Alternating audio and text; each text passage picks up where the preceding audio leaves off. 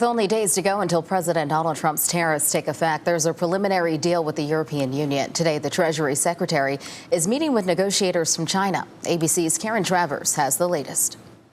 President Trump in Scotland this morning talking trade alongside the British Prime Minister. The president says China is tough to negotiate with, saying we're going to see what happens. With days to go until the August 1st deadline for President Trump's tariffs to kick in. We're making deals that are good for us. Treasury Secretary Scott Bessent in Sweden today for trade negotiations with China, the world's second biggest economy.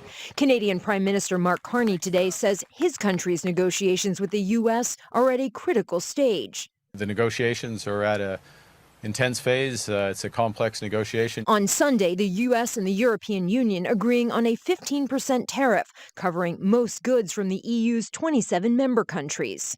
It's the biggest deal, I think, in history, not just trade deal. European leaders today blasting that deal. Valoro el esfuerzo que ha hecho la Comisión Europea. Spain's prime minister says he supports the trade agreement, but without any enthusiasm. German Chancellor Merz says his country's economy will suffer considerable damage as a result of the tariffs.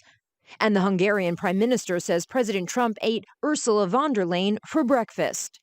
15% is not to be underestimated, but it is the best we could get.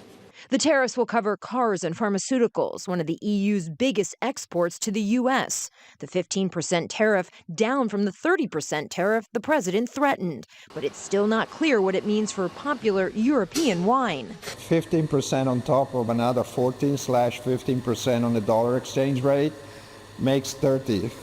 And this is already pretty bad. President Trump says the European Union will also buy $750 billion in energy goods from the United States over the next 3 years, as well as a large amount of military equipment.